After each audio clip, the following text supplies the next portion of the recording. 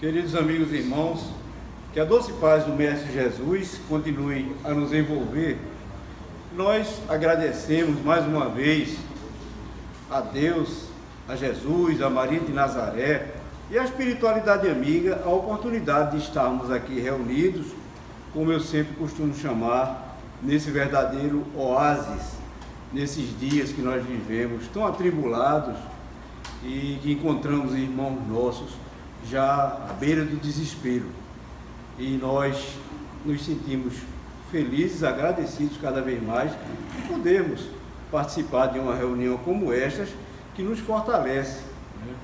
Com certeza a doutrina espírita como consolador prometido, essas reuniões só vêm cada vez mais corroborar essa informação de que a doutrina dos Espíritos é realmente o Consolador prometido.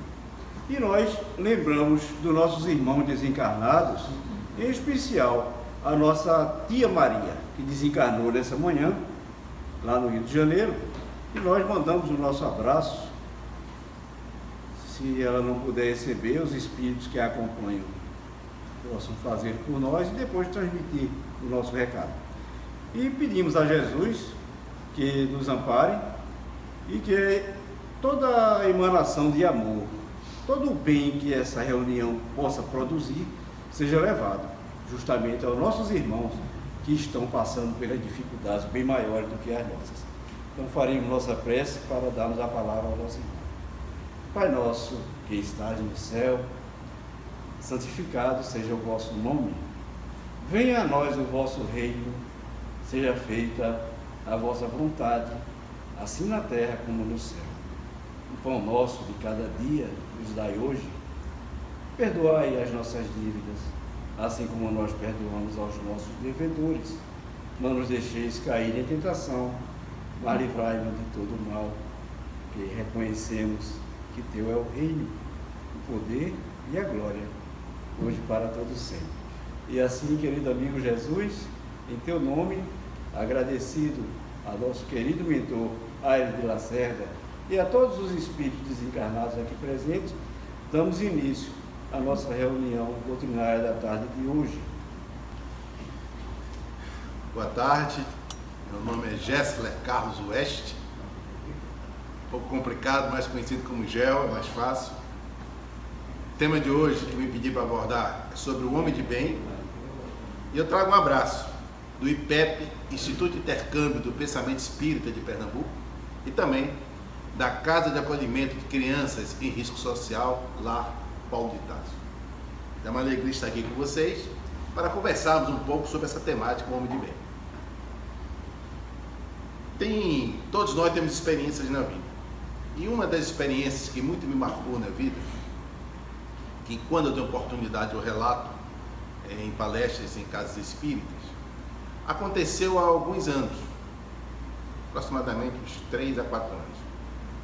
Eu estava em alguns compromissos na Alemanha, na Europa, e entre os compromissos que eu tinha assumido, eu percebi que no roteiro tinha uma cidade chamada Dachau. Alguém aqui já escutou falar em Dachau? Cidade pequena, fica mais ou menos no sul da Alemanha. E eu me interessei então de ir nessa cidade. Por que eu me interessei de mudar um pouco a minha rota para chegar nessa cidade? Porque nessa cidade, hoje é um museu, o local funciona como museu, mas não é de 1938. Lá foi fundado o primeiro campo de concentração nazista, chamado de Dachau. Foi o primeiro campo que serviu como modelo para os demais campos de concentração que foram construídos no transcorrer da Segunda Guerra Mundial. Então isso me marcou, porque eu quis conhecer em loco como era tudo aquilo que nós já lemos em livros, observamos em vídeos, etc. E lá eu estive. Quando eu cheguei, para se ter uma ideia, esse foi o primeiro campo de concentração, como eu disse, e ele, durante a sua existência, foi de 38 a 1945, quando terminou a Segunda Guerra, viveram lá, ou sobreviveram, aproximadamente 220 mil pessoas, no total, passaram por lá. Agora, chegaram a viver, a morarem simultaneamente, aproximadamente 33 mil pessoas. Quando lá eu cheguei, antes de entrar no portão, ficava do lado direito, eu olhei para o lado esquerdo e vi o trilho de trem, que era o mesmo daquela época. E começou a passar na minha mente as imagens daquela época, aproximadamente 80 anos atrás. Imaginei os homens chegando, as mulheres, as crianças naqueles vagões, sem saberem por que estavam sendo presos. E desci exatamente naquele trilho que estava pelo lado esquerdo, que era o mesmo. Naquela época, prendiam e levaram para esse campo de concentração. Em especial, eram presos os judeus, os deficientes físicos, os negros, os ciganos, os comunistas, testemunhos de Jeová. Eram todos aqueles que, na percepção do nazismo de então, poderiam prejudicar aquilo que eles consideravam como raça pura, que normalmente era o deles. Então observei e fiquei já impactado, não há como se impactar, você chegando na frente de um campo de concentração. Olhei para o lado direito e vi o portão de preto alto, com uma frase em alemão.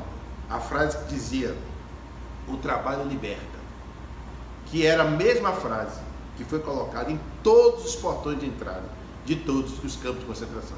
Como eu disse, esse campo de Dachau foi considerado modelo, foi o primeiro. O tamanho desse campo, e eu entrei, transpus aquele portão, o tamanho dele, fisicamente falando, é de no máximo 3 campos de futebol. Só o gramado, 6 arquibancadas. Então imaginemos o campo do Ilha do Retiro, do Arruda, da Arena Pernambuco, só o gramado verde, juntemos 3, no máximo seria esse tamanho. Até porque o campo de concentração não tinha edificações, é formado de galpões, vários galpões. Mas imagine vocês, 3 campos gramados de futebol, o tamanho dele, você ter ali ao mesmo tempo aproximadamente 33 mil pessoas. É quase você colocar 11 mil pessoas num gramado do Arruda, por exemplo. Se a gente já olha os jogadores ali, 22, né, mais o 22, mais os 3, 25, o árbitro, etc. Já vê muita gente se movimentando. Imagine 11 mil pessoas no espaço da vida. Então não era viver, era tentar sobreviver. Pra você ter ideia como era a vida ali. Ao entrar, passei pelo portão, olhei para o lado direito de um galpão, que era na época funcionava como um galpão de triagem. Era onde as pessoas chegavam e deixavam tudo. Roupa, deixavam anéis, joias, até o ouro do dente se tivesse. E a partir daquele momento, as pessoas não tinham mais identidade. Não tinha mais família, não tinha mais nacionalidade e não tinha mais nome. Era um número que era carimbado no corpo da pessoa. Então, a partir dali, se eu chegasse lá e se eu vivesse lá naquela época, lá provavelmente eu estaria, porque eu sou negro, e lá eu estaria por estar prejudicando a raça pura da mentalidade da época. Então, carimbaria em mim um número, suponhamos que fosse 53. A partir daquele momento, todos só me chamariam de 53. Mais nada. Olhei para frente, um galpão mais adiante, fui até o galpão, onde era o dormitório. Se é que nós podemos chamar de dormitório. Porque não tinha camas, eram uns tratos de madeira enormes, do início ao fim, e que as pessoas ficavam ali uma por cima da outra. Imaginemos nós, como eu disse, 33 mil pessoas no espaço físico de 3 campos de futebol. Então ali tinha epidemias, doenças, aquelas fotos que nós lembramos das pessoas pele e osso praticamente, tifo, etc. Era uma total condição de higiene zero nesse nível. Ali mesmo do lado tinha o sanitário, de banheiro, não o banheiro, o sanitário, que era assim uma sala um pouco maior que a metade dessa, um pouco mais larga, em forma de círculo, em torno de uns 30 vasos sanitários. Só, não tinha mais isso para canto nenhum. Imagine 33 mil pessoas com 30, 40 vasos sanitários. Em círculo e sem divisória, homens e mulheres. O homem sentava aqui, a mulher estava aqui, o problema é seu. Veja o quadro. Quando eu estava ali impactado emocionalmente, me perguntando, já que o tema de hoje é um homem de bem, me perguntando, meu Deus, como é que há pouco tempo, 80 anos atrás, nós seres humanos, fizemos isso?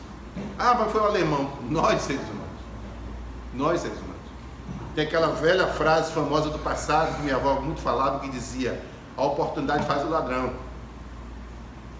se nós estivéssemos ali, naquelas condições, naquele contexto histórico, cultural, será que nós levantaríamos a voz contra o campo de concentração? Estou colocando apenas como reflexão. Quando eu estava lá, vendo aqueles dormitórios, como eu disse, eu me lembrei de ir lá no final do campo de concentração. E fui caminhando, atravessando até o final. Para quê? Para conhecer as famosas câmaras de gás. E como é que funcionava no início? Os soldados nazistas da época chegavam, milhares de pessoas lá, algumas passavam semanas, meses sem tomar banho. Imagine vocês, pare por um segundo. Se imagine uma roupa que não mudava, o odor fica ser terrível, dormindo naquelas condições, passar um mês sem tomar banho. Quando em vaso sanitário daquele jeito que eu falei, imagine condição de vida. E eu fui lá na Câmara de Gás. E os soldados na época se aproximavam, no início, que as pessoas ainda iludidas, e falavam assim, olha, do grupo, suponhamos, 50 ao número 70, hoje vão tomar banho. Vai tomar banho. Imagina a alegria. 1 mês, 2 meses sem tomar banho. Iam todos empolgados. Quando chegavam lá, eu entrei, aí está aquela sala, em tese seria o banheiro. Só que você estrelou, que são umas portas de ferro dessa grossura, banheiro assim, e uns buracos na parede. Fechava, as pessoas ligavam lá pensando que ia sair água, saía gás venenoso e morria. No início, quem ficava lá achava, eles falavam que aquele grupo iria para um outro local, ou seriam libertados. Mentira. Com o tempo, eles começaram a perceber que quando saía aquela fumaça na chaminé, já eram os corpos de seus amigos sendo queimados, que depois até sabão virava. Quando eu estou lá no campo de concentração, eu olho, tem uma porta assim, que é um anexo, e no anexo já é o quê? Crematório.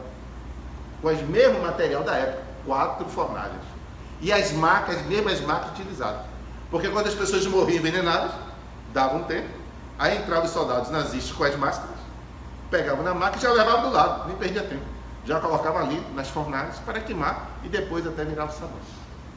Como eu disse.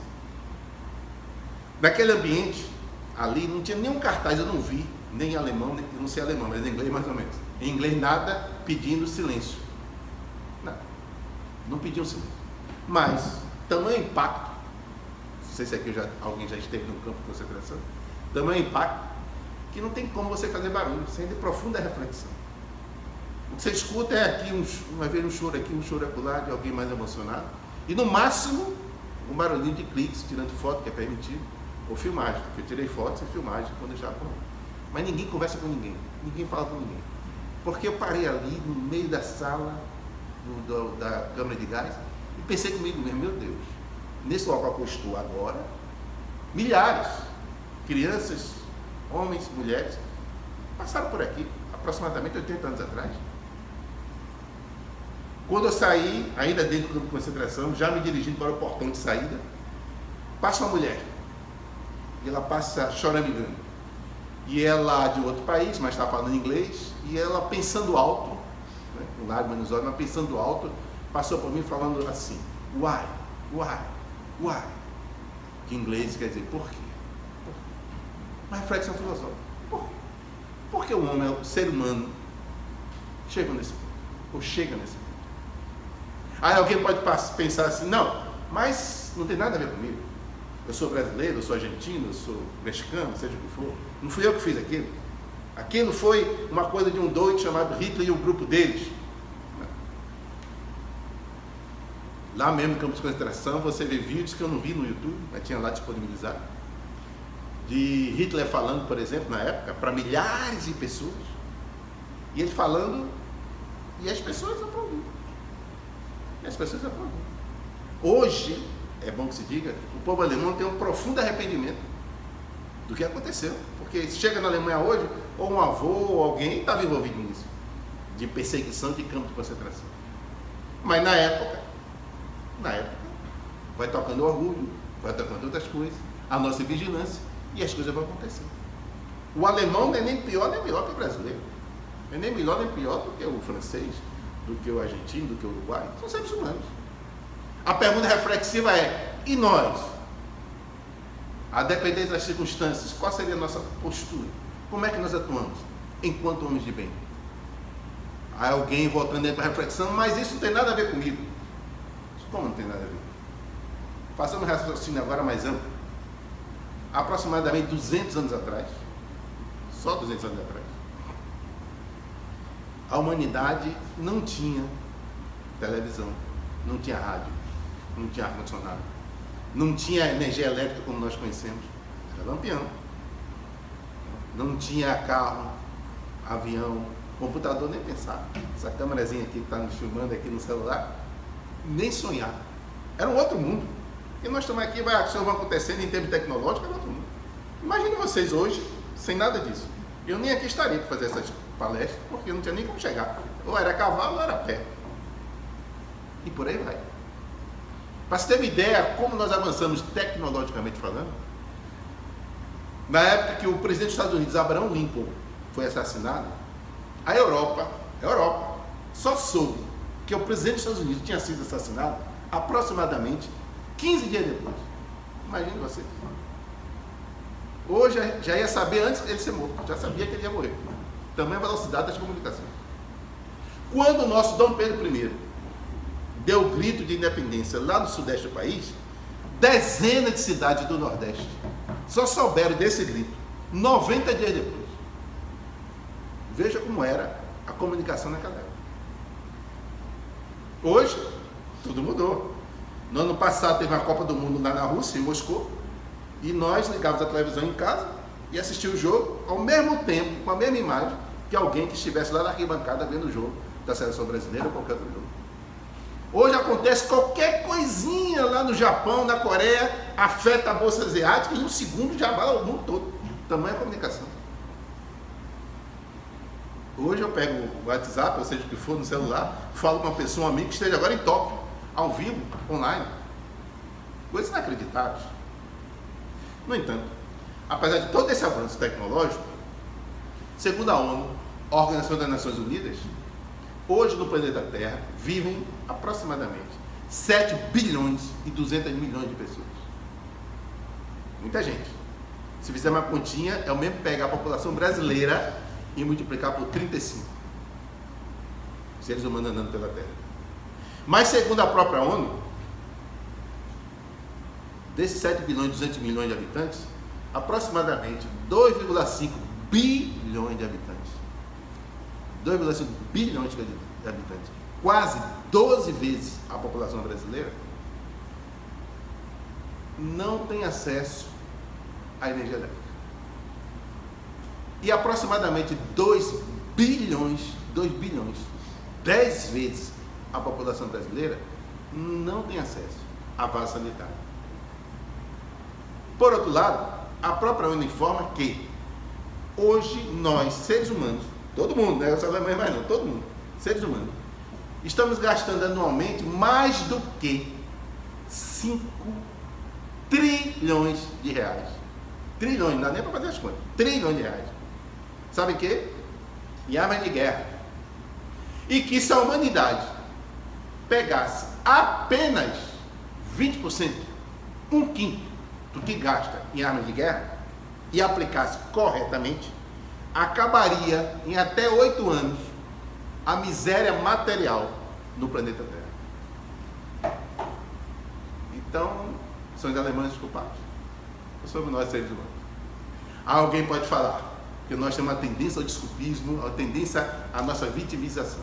Alguém pode falar, mas eu não tenho dinheiro, eu não compro arma de guerra, eu não faço arma de guerra, eu não tenho nada a ver com a violência. Primeira reflexão. Quando eu compro um filme violento, eu estou ajudando que psiquismo? Da paz mundial ou da violência mundial? Quando eu compro brinquedos de arma de guerra para meu filho, eu estou incentivando nele o que no psiquismo dele? A violência ou a paz? Eu não tenho uma fábrica de armas, eu tenho reflexões individuais. Já dizia Humberto Maturana, biólogo chileno, no seu livro A Árvore do Conhecimento, que todos nós estamos interligados, quer queiramos ou não. Se uma borboleta bate a asa lá na China, de uma maneira ou de outra, essa batida das asas entra numa sincronicidade, nessas leis universais, que afeta a gente aqui agora na Cheste. Como nós ainda não sabemos, mas estamos todos interligados. Por exemplo, dentro dessa reflexão do homem de bem, quem aqui é a favor de acabar com a floresta amazônica? Alguém a favor? Alguém aqui conhece a Floresta Amazônica? Também conheço. Na época, eu trabalhei na Petrobras durante 33 anos. Hoje eu estou aposentado por outras atividades. E nesse trabalho eu estive lá profissionalmente umas 3 vezes, pelo menos. Lá na selva mesmo. Então eu estive a uma cidadezinha chamada Urucu, outra Tefé ali perto, mais ou menos 400 quilômetros de Manaus. Então peguei o avião para Manaus. De Manaus é um avião menor, na época era um bimotor, não sei como é que está hoje. Fui para a cidade de Urucu, lá chegando, para o local que eu ia, onde era a base da empresa na época, não tinha nem como ir. Então tinha que pegar um helicóptero, peguei um helicóptero para chegar lá. Então eu fui na selva mesmo, aquela selvagem, como diz. E para quem conhece sabe, né? Você lá do alto vê, parece um mar de árvores, né? de verde, de um lado para o outro. De vez em quando aparecia um espaço, quando eu olhava era aquele rio caudaloso. Eu estava ali na área do Rio Negro, Rio Solimões, etc. Tive uma experiência, por exemplo, de ir até um navio da empresa que estava fundeado no Rio Solimões. Peguei um barco chamado Voadeira, que é bem veloz, não sei quem conhece aqui. E passamos o dia lá, que eu estava dando uns cursos, etc. Na volta, pegamos o rio chamado Tefé, que é um braço do Rio Solimões, para voltar para a base. E quando eu estava voltando, já estava escuro. E aí eu olhei para o lado direito e vi umas pedras brilhantes, lindas, assim de longe, no escuro. Eu perguntei para o piloto do barco, que pedras são essas? Que lá no Nordeste eu não vi brilhando desse jeito à noite. Disse, não, começou a rir, deu a gargalhar. Eu fiquei até desse jeito, tentando gargalhar. Eu disse, por que você está rindo? Não, não são pedras não, são os olhos dos jacarés. O tamanho é um negócio diferente, é um outro mundo. Pois bem, eu também sou contra acabar a floresta amazônica. Mas aí vem a pergunta reflexiva, para a gente não culpar os alemães, trazendo para a gente. Quando nós saímos daqui da Chesf, ou de qualquer lugar, e vamos numa loja comprar uma mesa de madeira, ou uma cadeira de madeira, a gente se preocupa em saber se o fabricante tem certificação ambiental? Ou só o menor preço? Porque se ele tem a certificação ambiental, e aí para quem já estudou isso, 14.000, etc e tal, sabe que ele, para cortar uma árvore, suponhamos na floresta amazônica, ele tem que plantar outra. Se ele não tem, ele provavelmente vai conseguir colocar um preço mais barato para você, porque não vai ter o custo de replantio, etc. E você, mesmo com toda a boa vontade, uma boa vontade ingênua, de a floresta amazônica não ser exterminada ou eliminada, você vai ajudar sim a cortar as árvores da floresta amazônica comprando. Então estamos interligados. Não existe esse discurso, vamos lá, vamos cá. O debate é quando você mostra quem você é, quando exige de você renúncia. Quando não exige de você renúncia, é tudo muito fácil. Se eu falar assim para vocês, alguém é contra amar o próximo? Boa, a frase é bonita. Alguém aqui é contra a fraternidade? Agora, se eu começar a apertar, olha, para a gente ser fraterno e amar o próximo, vai precisar manter a mão no bolso para botar isso aqui, para poder comprar aquilo ali, já começa, porque começa a exigir algo mais de perto. Eu me lembro, alguns anos atrás, quando eu estava na empresa, como eu disse para vocês, eu participei do chamado Comitê Espelho, representando o Brasil, não só eu, outras pessoas, na elaboração da primeira norma pela ISO, chamada ISO 26000, que seria a primeira norma sobre responsabilidade social. Então, ela foi publicada e eu participei ali no meio do grupo do Brasil, etc. Foram mais de 80 países. E a gente tinha reuniões em vários países, porque eram debates quilométricos, porque se queria ter uma norma, primeiro no mundo, e se tem, chamada ISO 26000, sobre responsabilidade social. Agora, é fácil consensar? Então você vai na hora assim da abertura, né? Lá na Austrália, lá na França, onde fosse a reunião dos países, cada discurso belíssimo. Belíssimo, não porque o ser humano, porque a integração da floresta com o homem com a floresta. Falar é bonito, é lindo. Agora na hora do vamos ver, no outro dia, depois da palestra de abertura, quando vai sentar na mesa e colocar aqui, ó, na responsabilidade social, como é a questão da criança trabalhando. Uma dificuldade tremenda, até para seguir o que já vale da OIT, Organização Internacional do Trabalho, em relação ao trabalho infantil. Dificuldade tremenda. Eu me lembro de um representante da Somália, estou aqui criticando a Somália, Porque diz o seguinte: se botar aí qualquer lugar que criança não pode trabalhar com menos de 10 anos, eu me retiro da reunião. Menos de 10 anos. Mas no dia anterior, na noite do coquetel da abertura, todo mundo lindo, porque é muito bonito falar quando é tudo genérico, generalizado. Quando exige, olha, fulano, ô Bertrano, para isso acontecer tem que ter renúncia. Aí você mostra que você é. Já dizia Nietzsche, se não me falha a memória. Perguntar para ele uma vez o que era caráter. Ele diz: caráter é aquilo que você faz quando você tem certeza que ninguém vai saber. Aí você mostra quem você é. Ou pelo menos você acha que existe essa possibilidade de ninguém saber. Então quando você está sozinho, olha para um canto, olha para o outro, aí você mostra quem você é. Quando está na frente dos outros, você tem seus limites, suas barreiras. Mas você só mostra que você é. Na hora da corrupção, se você é ou não é honesto, é naquela hora. Olha para um lado, olha para o outro, tem ninguém. Aparece ali um dinheiro para você, você faz as contas mentais e diz: isso é dinheiro, resolve minha vida, meus filhos, meus bisnetos. Aí você mostra que você é. É o que Jesus falou: sim, sim ou não. Como é que você está diante dessa situação? É você nas questões ambientais, olha para um lado para o outro. Não tem ninguém no evento, joga o lixo na rua. Tem alguém no evento, segura e bota no lixo. É aí que nós mostramos quem nós somos. E é esse o nosso desafio. Quando Allan Kardec veio ao mundo, no dia 3 de outubro de 1804, na cidade de Lyon, na França, ele veio com a missão específica de ser o codificador de uma nova doutrina. Que ele mesmo colocaria um nome novo, um neologismo, como ele colocou, chamando de espiritismo, colocando na introdução de um livro dos Espíritos. No início, com o pé atrás, em relação aos fenômenos das mesas girantes e dançantes, achou, e graças a Deus ele teve o pé atrás, porque mostrou a sua lucidez, não se empolgou, estilo fanático, tudo acredito. Senão nós teríamos hoje uma salada de fruta, no que nós chamamos de codificação espírita. Ele analisou, achou que era fraude, não se animou muito, até que o amigo dele, o magnetizador chamado Fortier, lhe disse mais detalhes da reunião que estava acontecendo, na casa de A, de B e de C.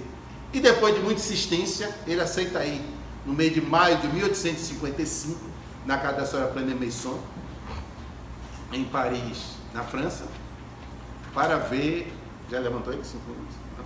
Para ver se o tais fenômeno das mesas. Lá chegando, foi mais de uma vez, conforme relatou na revista Espírita depois, ele disse mais ou menos o seguinte: os fenômenos aconteceram em condições tais que não me deixaram margem a qualquer dúvida. E aí, ele começou a pesquisar. Porque se são os espíritos, os famosos, a famosa volta dos mortos, ninguém melhor do que eles para nos relatar como é lá. Se a ONU diz que nós temos hoje 7 bilhões e 200 milhões de pessoas, não tem ninguém com 130 anos de idade. Ou seja, todos iremos para lá. Eles são que nós saímos amanhã. E eles têm que saber como é a vida. Vocês jogam bola ou não jogam bola? Uma vez um amigo perguntou: você é espírita, garante que está jogando futebol lá ou não? Tem água aí? Não tem água? Tem animal? Aí tem pulga no mundo espiritual? Não. Eu só tenho na terra. Aí tem barata ou não tem? Perguntas normais de quem um dia vai para lá. Aí cansa, vai dormir. Como é que eu identifico minha mãe, ou meu avô, meu bisavô que já desencarnou? É um vento passando ou tem um corpo? Perguntas normais. Como eu faria se alguém falasse assim: amanhã você vai para a África, quero saber como é que está lá, se está quente, se está frio, etc. Mas Kardec também se preocupou em saber o seguinte: você aí é feliz? Não, eu sou muito feliz. Por que você é feliz? O que é que você fez aqui para ser feliz aí? Ah, não, eu sou muito feliz, estou sofrendo. Por que está sofrendo? E começou a fazer a correlação na chamada Leis Morais, que ele publicou na parte 3 do Livro dos Espíritos, quando publicou a 18 de abril de 1857. E lá nas Leis Morais do Livro dos Espíritos, Kardec pergunta, por exemplo, na pergunta 621, onde está escrita a lei de Deus? Na consciência, falaram os Espíritos.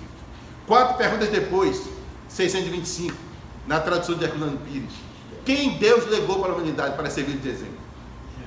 Resposta: veio de Jesus. 922, Kardec pergunta mais ou menos o seguinte: o que é, com as minhas palavras, o que é ser feliz na Terra? Qual o máximo de felicidade que eu posso almejar estando na Terra, já que a Terra ainda é um planeta de provas e expiações? E os Espíritos responderam o seguinte: junte 3 coisas com as minhas palavras, mas a essência é essa. Junte 3 coisas. Primeiro, no aspecto material, viva com o necessário. Mais do que o necessário, você vai ficar escravo do supérfluo. E ninguém é feliz sendo escravo da alguma coisa. No aspecto moral, consciência tranquila e fé em Deus. Fé no futuro. Por que consciência tranquila? Porque ninguém consegue ser feliz se não tiver paz interior. E ninguém tem paz interior com consciência intranquila. E fé no futuro por quê? Porque mesmo eu vivendo com material, com o necessário no campo material, e tendo a consciência tranquila, se eu não tiver perspectiva de futuro, ninguém é feliz.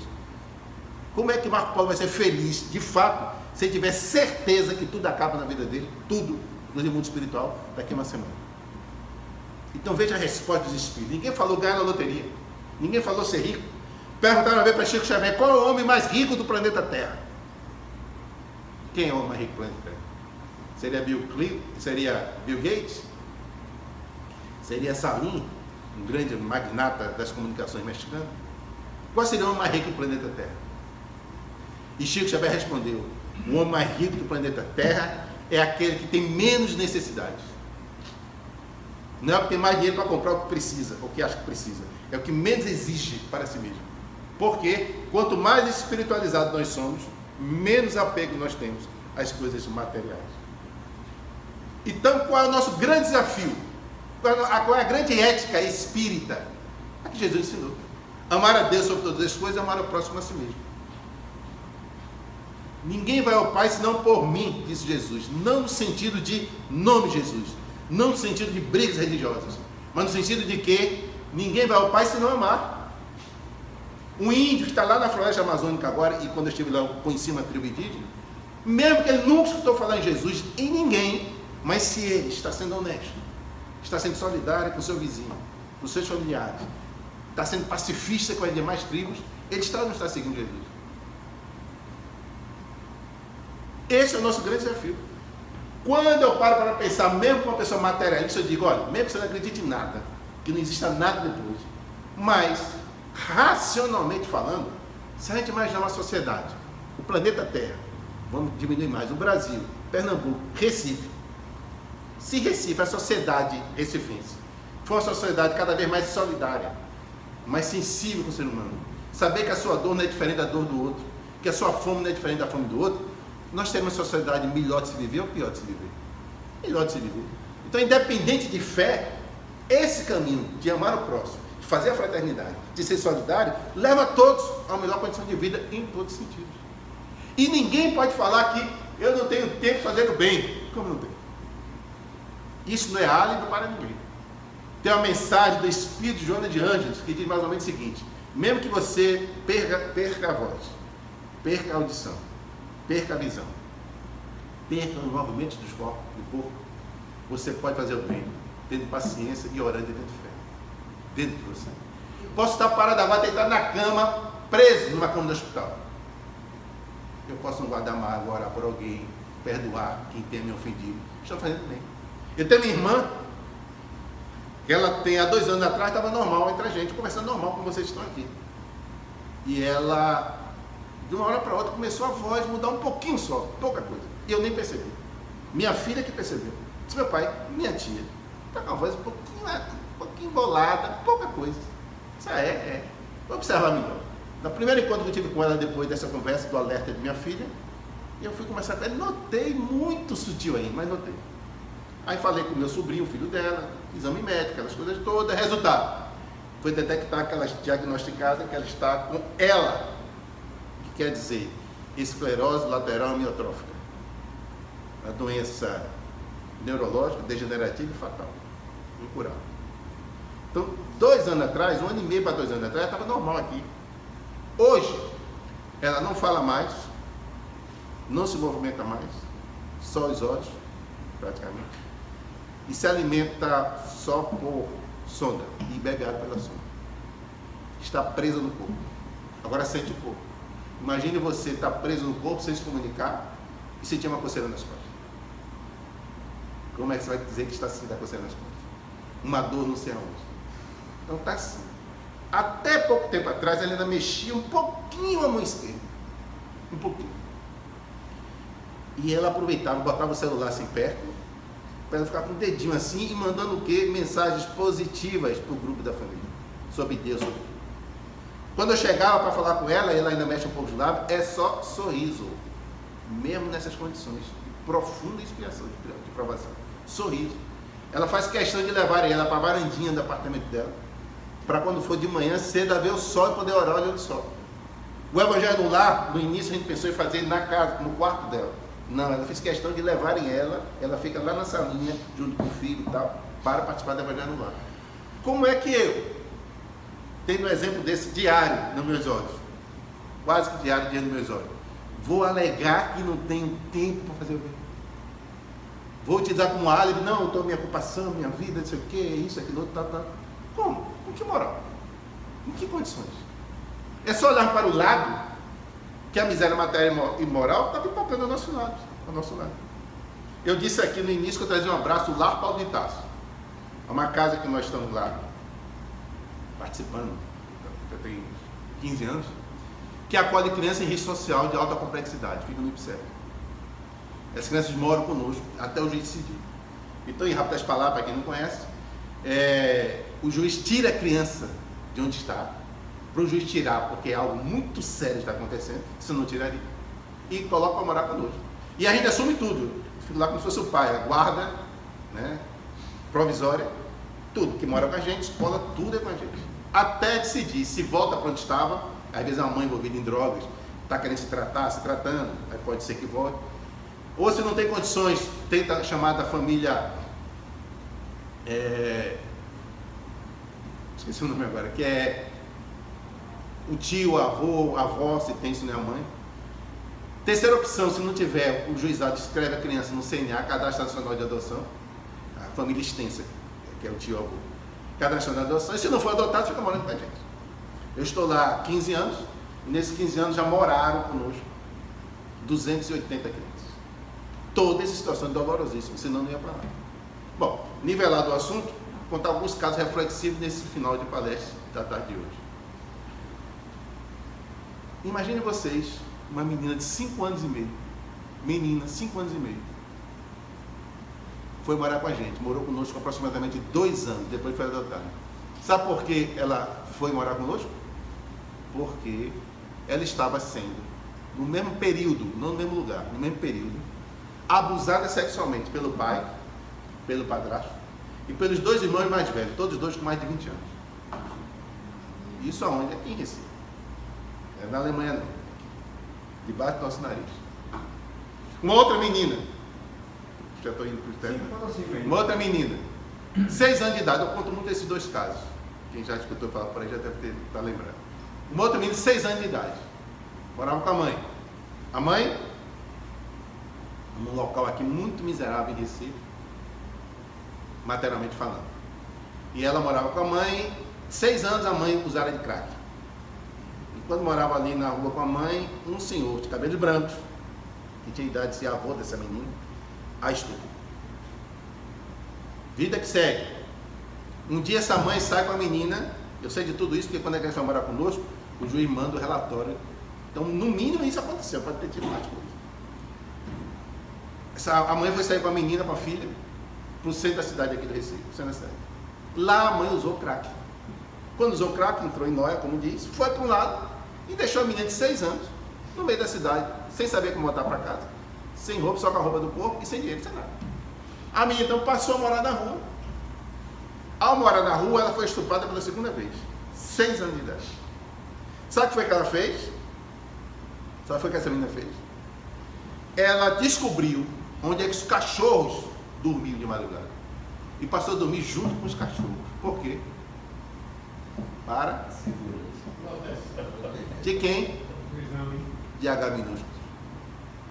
Só se aproximava abusar dela. O poder público soube que existia essa menina nessas circunstâncias. Foi lá atrás, mandou uma equipe aí atrás. Achou. Tirou ela dos cachorros e o juiz encaminhou para ela morar numa instituição, que eu não vou dizer o nome, bem grande, com muitas pessoas. Lá chegando, ela foi estuprada pela 3ª vez. Caso real. O juiz tirou desse local e encaminhou para morar conosco na Paulo de Tarso. Ao chegar lá, essa menina com 6 anos de idade, nunca tinha ido à escola. Quando chega a maioria assim, em condições de saúde precária total, verme, piolho. Quando pergunta, tem alguma coisa para doar? Tem remédio para piolho? Porque quando chega... Porque se está nessa condição de vida, imagine o que é que você espera dela. Chega sem saber onde é vaso sanitário, nunca usou o vaso sanitário, começa a sujar a casa, tem que ir limpando para ir orientando, educando, etc.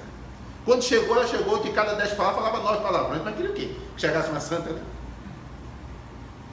Quando chegar lá, eu chamo todos eles de filhos e filhas do coração. Beijo, abraço. E aí, quando ela chegou, eu fui dar um abraço nela, um beijo, como eu faço, minha filha, vem cá, minha linda. Quando eu fui dar um beijo nela, ela se afastou, deu 2, 3 passos atrás, assustada. Chegou para ti e perguntou, eu, é de confiança? Totalmente traumatizado. Momento de reflexão, aqui do nosso lado. Não está em campo de concentração, está aqui do nosso lado. E para finalizar, só um minuto para finalizar, um caso final que eu quero contar aqui, que também lá do Lar Paulo de Tarso, mas que é ao contrário, que nos dá um outro tipo de ensinamento. Uma menina de 7 anos, também o juiz tirou de onde estava morando e foi morar conosco. Só que quando ela chegou, ela chamou logo a atenção.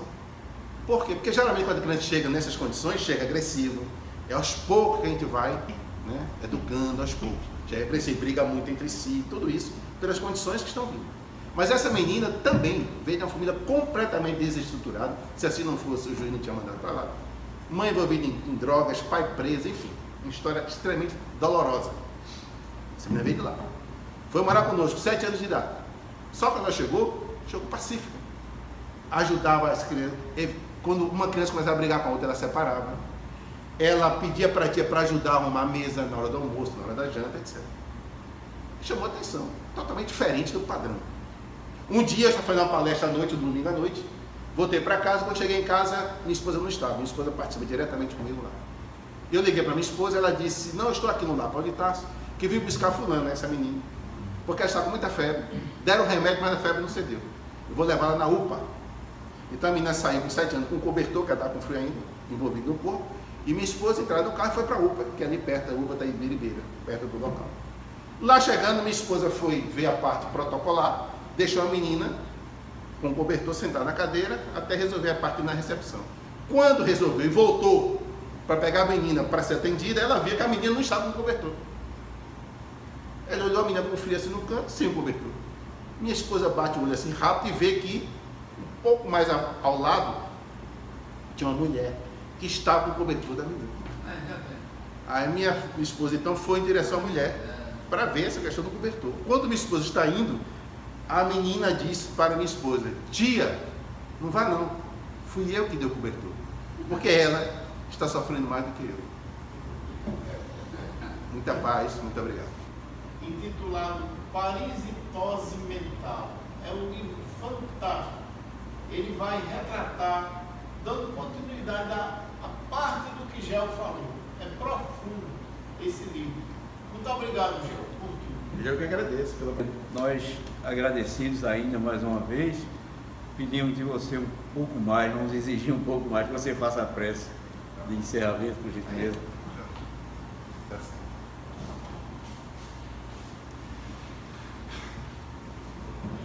Oremos. Querido Jesus, obrigado por esse momento, por essa oportunidade. Obrigado, Senhor, por esta encarnação. Que possamos despertar no nosso íntimo, num profundo mergulho do conhece-te a ti mesmo. Possamos acordar de uma vez por todas, Senhor. Deixarmos o atavismo do passado, a preguiça, a acomodação, o egoísmo, essa chaga que consome nossa alma, Senhor, o verdadeiro câncer. Que possamos com esforço hercúleo, mas com esforço que muitos já fizeram. É só lembrarmos da mudança de Saulo para Paulo de Tarso. Obrigado, Jesus, pela doutrina espírita, pela luminosidade, pelo esclarecimento mental, Senhor, o iluminar de consciência que ela nos proporciona. Obrigado pelas oportunidades. Que tenhamos, Senhor, a partir de agora e cada vez mais forte, uma fé que pelo menos seja do tamanho de um grão de mostarda, como nos alertaste no passado. Muito obrigado, Jesus, por tudo, pela vida, pela oportunidade, que saímos daqui cada vez mais convictos e determinados de sermos seres humanos do bem, porque só o bem pode nos levar à felicidade. Muito obrigado. Com a prece do nosso irmão, declaramos encerrada a nossa reunião da tarde de hoje. Que Deus abençoe a todos nós. Muito obrigado, viu? Um abraço a vocês, bom trabalho, que eu estou saindo agora para outro compromisso. Muito obrigado. Eu que agradeço. Muito obrigado. Muito obrigado. Viu? Tá bom? Um abraço a todos. Parabéns pelo trabalho que eu tive. Meu jovem,